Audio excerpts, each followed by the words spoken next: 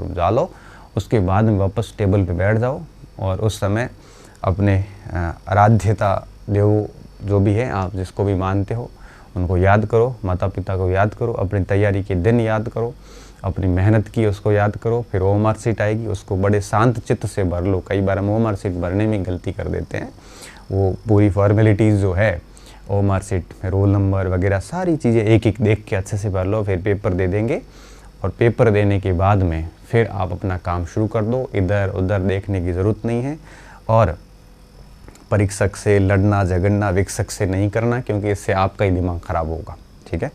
फिर जब paper start हो जाता है तो देखो क्या होता है ना कि हमारे पास खूब टाइम होता है। ठीक है। हालांकि कुछ सब्जेक्ट के लिए टाइम की कमी रहती है, कुछ सब्जेक्ट के लिए टाइम खूब होता है। कई सारे तरीके हैं। ठीक है। अब आप क्या करो, देखो मेरा एक रूल्स है, हो सकता है कि मैं ये बातें बता रहा हूँ, ये बातें हर किसी के लिए लागू ना हो, लेकिन मेरा जो व्यक्तिगत अनुभव है वो मैं आपसे साझा कर रहा हूँ। आप भी फॉलो कर सकते हो, आप इसको मॉडिफाई भी कर सकते हो। ये किया जा सकता है कि कभी भी, मैं हमेशा कहता हूँ आपको कि जब पहला प्रश्न देखो तब पहला ही करो, दूसरा देखो ही मत। स्टूडेंट क्या करता है, सारे प्रश्न देखने शुरू कर देता है। तो सभी प्रश्न जो है वो एक साथ मत देखो। क्यों? क्योंकि अगर आपने देख लिए और बीच में एक दो प्रश्न ऐसे जो आपने नहीं सुने हुए, तो आपके पूरे 2 घंटे में दिमाग में सवाल घूमते रहेंगे।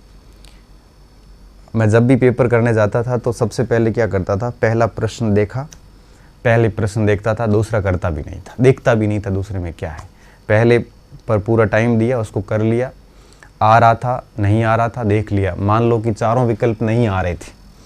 अब अगर चारों विकल्प नहीं आ रहे हैं तो फिर मैं क्या करता था, चारों ही विकल्प नहीं आ रहे, अपने को कोई आइडिया नहीं है, जब चारों विकल्प का कोई आइडिया नहीं है तो मैं उसको ऐसे लाल घेरा कर देता था। उस प्रश्न पे मैं वापस समय नहीं खराब करूंगा। अगर 3 विकल्प नहीं आ रहे हैं,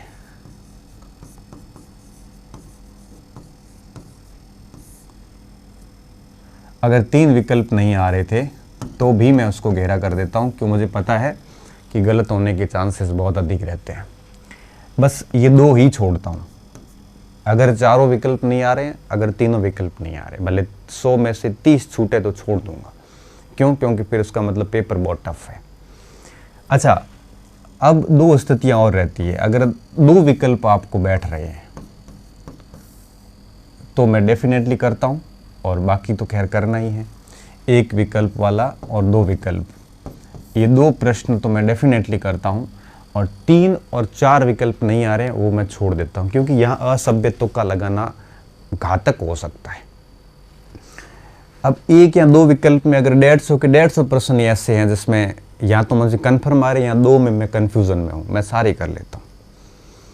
लेकिन अगर 3 विकल्प नहीं आ रहे हैं, 4 विकल्प ही नहीं आ रहे हैं, तो मैं छोड़ देता हूँ। तो सबसे पहला मेरा ये रहता है कि मुझे करने कौन से, छोड़ने कौन से। मैं अपने आप में श्योर रहता हूँ मुझे छोड़ना कौन सा और करना कौन सा है। अगर प्रश्न ऐसा आया जिसमें चारों विकल्प नहीं आ रहे, मैं रेड पेन घुमा देता हूँ। और यकीन मानिए 150 में से 10 सवाल ऐसे होते हैं, तो 10 सवाल तो रेड मार्क करके निकल गए, पीछे बचे 140। 140 में से 5-6 सवाल ऐसे होते हैं जिनमें तीनों विकल्प का कोई अंदाज़ा नहीं है, उसको छोड़ दिया। 15 प्रश्न छूट गए। ठीक है। 15% का क्या मतलब हुआ? 15% का मतलब हुआ आपके लगभग 90%। ठीक है। 90% सवाल, 15% 10% सवाल सॉरी वो छोड़ दिए। अब 90% सवाल मैं पूरे मन से करूँगा। अब जो शेष, मान लो कि ये 10% ऐसे सवाल होते हैं, इनको तो आप रेड पेन कर दो ताकि आपका समय खराब नहीं होगा। अब इनमें से भी कई ऐसे सवाल होते हैं जो ललचाते हैं, कर ले, लेकिन मैं ऐसा कहता हूँ मत करना। क्यों? क्योंकि अगर आइडिया नहीं है तो गलत करने से बेहतर है अपना समय यहाँ दे दो। अब 90% सवाल ऐसे होते हैं जो 1 या 2 विकल्प में से होते हैं। 1 विकल्प वाला तो हाथों हाथ सही हो जाता है। ठीक है, उसमें ज़्यादा दिक्कत होती नहीं है।